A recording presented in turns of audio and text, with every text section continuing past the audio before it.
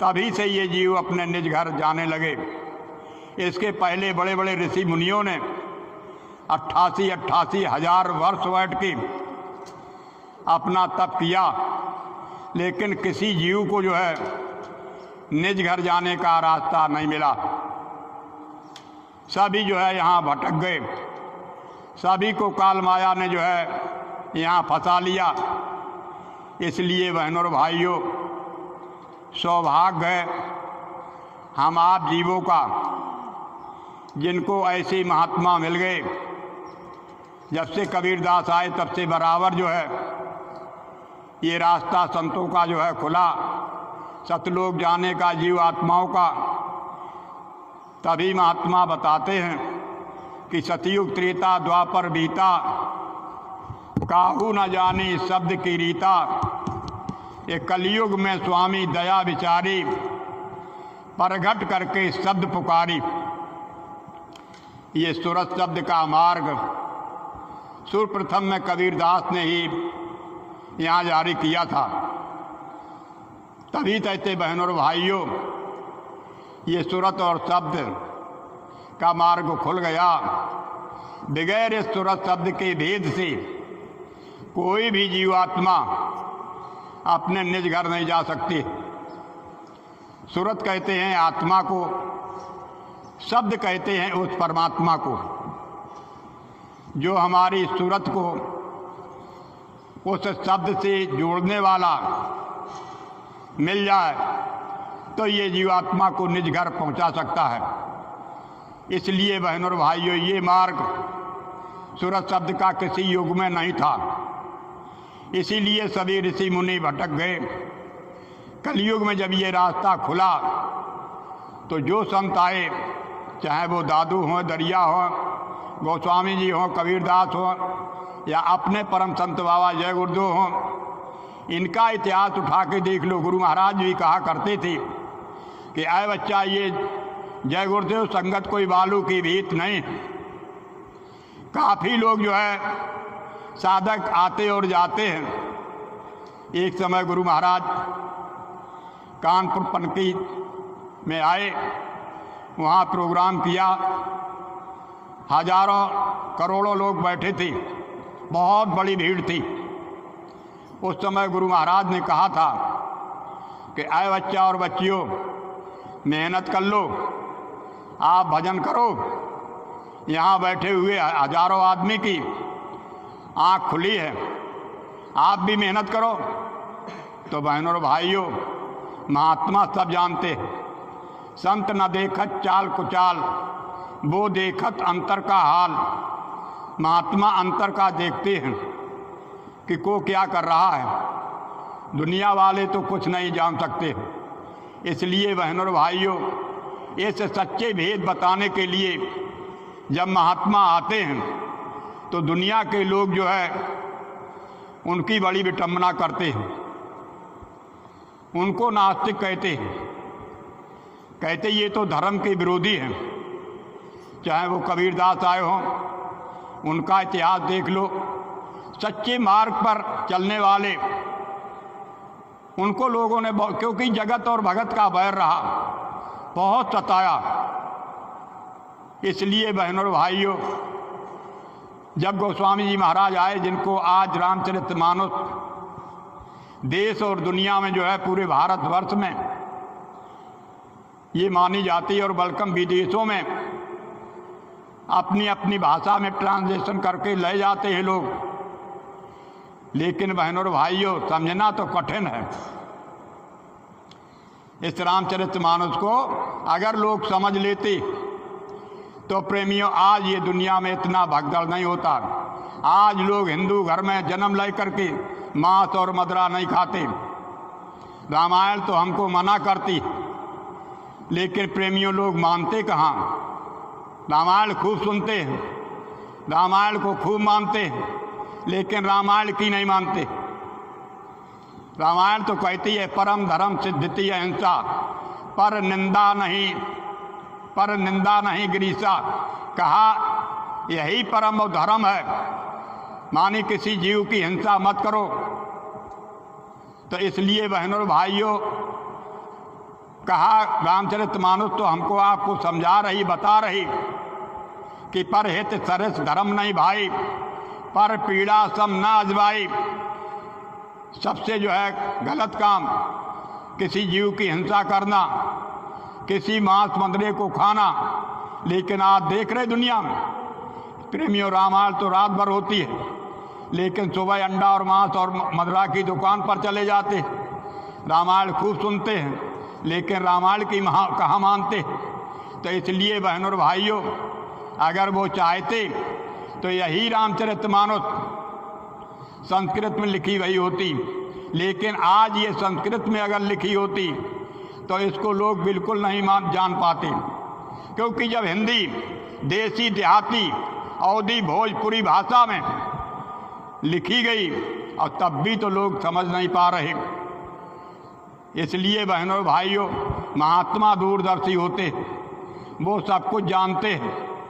जैसे कि एक रामायण में चौपाई, उसके पीछे जो है काफ़ी लोगों ने जो है रामायण को फाड़ दिया, कहते कि रामायण गलत है।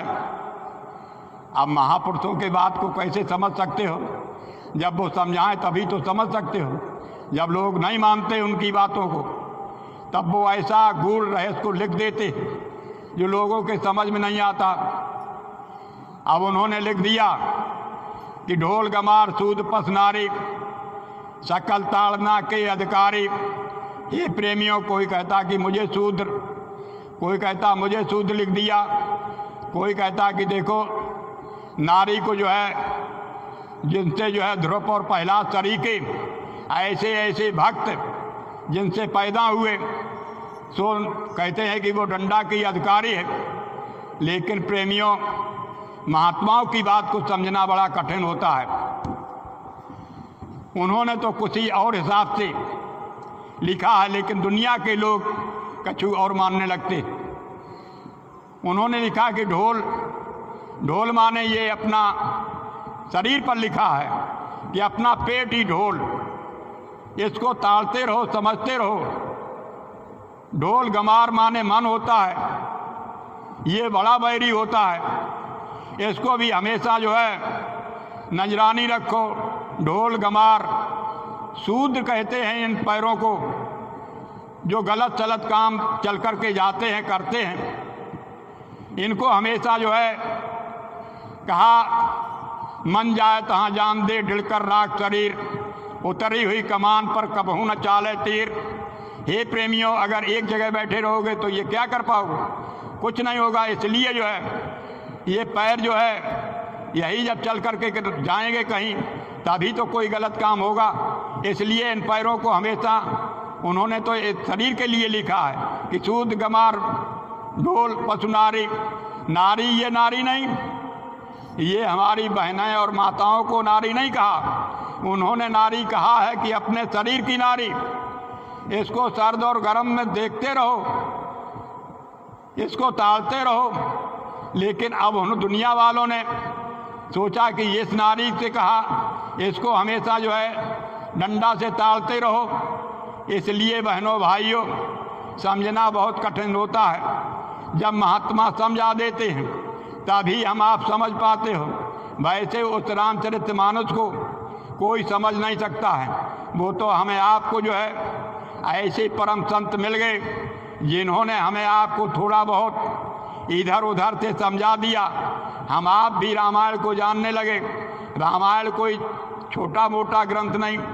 हे प्रेमियों, जब उस गोस्वामी जी महाराज ने अपने अंतर में सब कुछ देखा है, तब ये रामचरितमानस लिखा है। बाहर का कोई हाल नहीं उसमें लिखा है।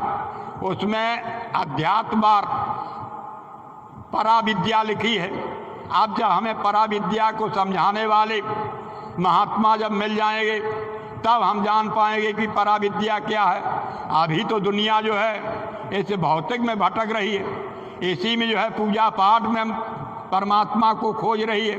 इसलिए बहनों और भाइयों, देखो गुरु महाराज ने जो है एक दो दो चार चार लाइनों का सत्संग सुना करके, ये सत्संग से जीवन की धारा बदलती है। गुरु महाराज ने दो दो चार चार लाइनों का सत्संग सुना के कितने लोगों की जीवन की धारा को बदल दिया है। कितने लोगों को नैतिक बुरे कर्मों से जो है निकाल के और हाथ में माला पकड़ा दी है। ये बहनों और भाइयों, सत्संग का बड़ा प्रभाव होता है। कहा सठ सुमरें सत्संगत पाई, पारस परस कुधास सुआई। सठ माने मूर्ख जो लोग होते हैं वो प्रेमियों कहाँ सुधरते हैं, वो केवल सत्संग में सुधर जाते हैं। वाकई कोई रास्ता नहीं जहाँ से ये समझ जाएं। तो इसलिए बहनों और भाइयों, सत्संग की महिमा गोस्वामी जी महाराज ने उस रामचरितमानस में भरी पड़ी है। कहा राम कथा के वो अधिकारी, बहुत लोग जो है देवी देवताओं की पूजा करते हैं, राम कृष्ण की पूजा करते हैं, लेकिन उनको पता नहीं कि हमें राम कृष्ण कैसे मिलेंगे, उनका दर्शन हमें कैसे होगा, देवी देवता हमें कैसे मिलेंगे। तो इसके बारे में रामचरितमानस में गोस्वामी जी ने लिखा है कि वही राम के कथा के अधिकारी हैं, वही उस कथा को, राम की कथा जो निरंतर इस मनुष्य शरीर में हो रही, उस कथा को जब ही वो सुन पाएंगे, उसका अधिकारी जब बन पाओगे, जब आपको सत्संग मिलेगा, तब आप जानोगे कि राम की कथा क्या चीज़ है। वैसे हम दुनिया की ये कथाएं सुनते रहें, रोज भागवत सुनते रहें, जाते रहें, तो आपको कुछ मिलने वाला नहीं। आपके अंदर निरंतर जो कथा हो रही है, राम कथा सुंदर करतारी, संशय विहंग उड़ामन हारी, ऐसी राम की कथा हो रही इस मनुष्य शरीर में, 24 घंटा हो रही। वो कथा जिस दिन आपको 1 मिनट मिल जाएगी, आपके सारे संशय खत्म हो जाएंगे। आप दौड़ दौड़ इधर उधर कथा सुनने के लिए जाते हो, भागवत सुनने के लिए जाते हो, आप सुनना बंद कर दोगे जब आप अंदर में आपको वो कथा मिल जाएगी। इसलिए बहनों और भाइयों, महात्मा तो अंतर से बताते हैं और सत्संग से बताते हैं। कहा कि सत्संगत दुर्लभ संसारा, ये प्रेमियों, ये सत्संग दुर्लभ होता है। असली सत्संग जो है हमारे आपके अंदर जो है, जैसे 4 प्रकार का सत्संग होता है, आम सत्संग, खास सत्संग, गौड़ सत्संग, सीने और पसीने का सत्संग। एक सत्संग वो होता है जो सद्गुरु अपने मुखारबिंद से सुनाते हैं, वो पारस सत्संग होता है। अगर सद्गुरु चाहें तो अपने सत्संग वाणी सुनाते सुनाते आपकी जीवात्मा को निकाल के ऊपर के ब्रह्मांडों में, गुरु महाराज सत्संग हमें आपको सुनाते थे, वहीं बैठा के अनुभव करा देते थे। जीवों को वहीं अनुभव हो जाता था कि सत्संग से क्या लाभ होता है, सत्संग का क्या अनुभव होता है। इसलिए वो सत्संग सद्गुरु के मुखारबिंद का वो तो हाल अनुभव करा देता है। दूसरा सत्संग वो होता है प्रेमियों, जो उनकी कलम से लिखा जाता है। अगर गुरु महाराज कहा करते थे, ऐ बच्चा और बच्चियों, जहाँ कोई वक्ता ना आ पाए, जो मासिक और ये सप्ताह सत्संग लगे हैं, अगर कोई वक्ता नहीं आता तो मेरी पुरानी पत्रिका उठा करके वहाँ पढ़ देना। वहाँ जब पत्रिका पढ़ दोगे तो आप उनको लोगों को सत्संग असली मिल जाएगा।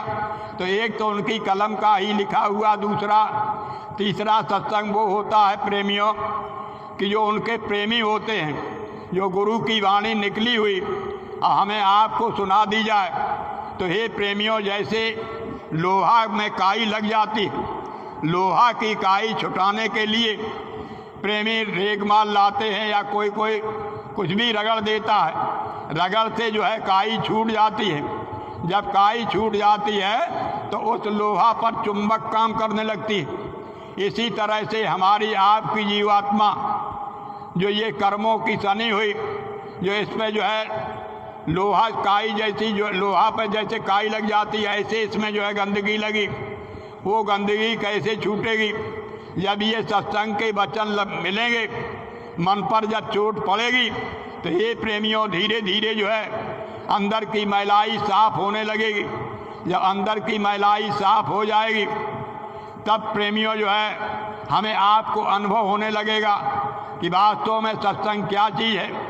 जब मैलाई साफ हो जाएगी तब वो चुंबक माने वो ऊपर से जो शब्द आ रहा, नाम आ रहा, हे प्रेमियों, वो नाम हमें आपको पकड़ में मिल जाएगा। जब नाम मिल जाएगा उसी को सीने और पसीने का सत्संग कहते हैं। हमने मानी सत्य और सत्य का, आत्मा और परमात्मा का। आत्मा परमात्मा से जब शब्द से जुड़ जाएगी तो जहाँ से आई है वहीं वो शब्द लिए चला जाएगा। इसलिए बहनों और भाइयों, ये सत्संग जो है पारस सत्संग, ये सद्गुरुओं के मुखारबिंद का निकला हुआ प्रेमियों को अगर मिल जाता है, अगर वो सुन के अपने अंतर में उतार लेते हैं तो प्रेमियों काम बन जाता है।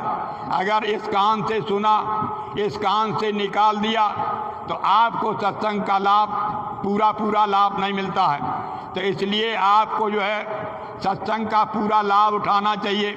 इसलिए बहनों और भाइयों, समझाया जाता है। देखिए, आज दुनिया के प्रेमी इस संसार में जो बहके हुए हैं, जो पूजा पाठ में लगे हुए हैं, इस पूजा पाठ के लिए बहनों और भाइयों, इस समय जो है नवदेवी चल रही। नवदेवी में देखो प्रेमियों, पूरे भारतवर्ष में जो है बड़ी नवदेवी धूमधाम से मनाई जाती है। लेकिन अब नवदुर्ग का जो है भेद तो मालूम नहीं कि नवदुर्ग किसको कहते हैं। दुनिया वाले तो कहते हैं कि वो नवदुर्गा हैं, वो नौ बहनी हैं, उनको जो है पूजा पाठ होती है। लेकिन बहनों और भाइयों, महात्मा समझाते हैं कि इस मनुष्य शरीर में जो है 9 किले हैं, 9 दुर्ग हैं, जो हमारे आपके ये 9 दरवाजे हैं जो बाहर के लिए खुले हुए हैं। ये प्रेमियों, जब ये 9 दरवाज़ों पर विजय कर लोगे, 10वां दरवाज़ा जो है दोनों आँखों के मध्य भाग में, वो 10वां दरवाज़ा जब खुल जाएगा तो ये 9 दुर्गा तुम्हारे जो है सफल हो जाएंगे। बाहर से आप कितना ही पूजा पाठ करते रहोगे, आपका जो है 9 दुर्गा जो है कोई लाभ मिलने वाला नहीं। इसलिए बहनों और भाइयों, गुरु महाराज कहा करते थे, अगर एक चक्र को, एक दुर्गा को अगर आप जो है पसंद कर लेते, अंदर से अगर आप बुधा चक्र को अगर पसंद कर लेते, गणेश आप पर खुश हो जाते तो आप जो है ऊपर के चक्र में बढ़ जाते, आप इंद्रिय चक्र में पहुंच जाते।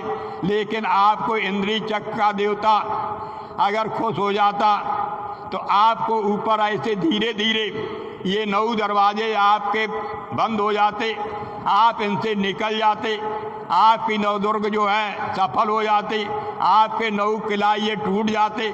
माने दुर्ग कहते हैं किले को। तो इसलिए बहनों और भाइयों, 10वां दरवाज़ा आपको मिल जाता, आपकी जीवात्मा निकल जाती। लेकिन यहीं जो है दुनिया वाले इसी को 9 दुर्गों को मनाते रहते, यहीं पूजा पाठ करते रहते, क्योंकि किसी ने भेद तो बताया नहीं। अंतर का जब तक भेद मिलता नहीं तब तक दुनिया वाले सब यहीं फंसे रहते। अब देखो, महात्मा तो समझाते हैं कि आप देखो, जो बाहर से देखो लोगों ने जो है, गोस्वामी जी महाराज ने जो है लोगों को समझाया, ये पूजा पाठ का जब भेद बताया, ये 9 दुर्गों का हाल बताया, तो लोग जो है उनकी बुराई करने लगे, उनको नास्तिक कहने लगे, उनको जो है लोग जो है उस काशी नगरी के जो है कहने लगे, इनको मारो मारो, जान से मारो, ये तो धर्म के जो है विरोधी हैं, ये पूजा पाठ पर बहुत विरोध करते हैं, ये पुराण और कुरान को बहुत नहीं मानते हैं, गंगा जमुना को नहीं मानते हैं। इसलिए बहनों और भाइयों, उनके लिए लोग जो है हावी हो गए मारने के लिए।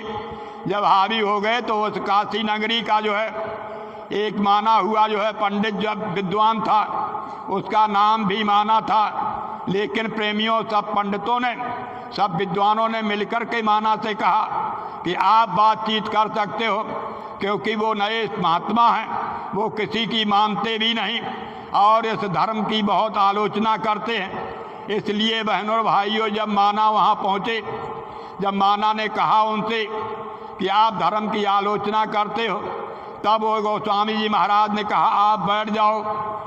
अब देखो, बैठ के जो है उन्हीं माना के ग्रंथों से, उन्हीं के पुराण और शास्त्रों से गोस्वामी जी समझाने लगे कि देख माना, तेरे पुराणों में क्या लिखा है, तेरे शास्त्रों में क्या लिखा है।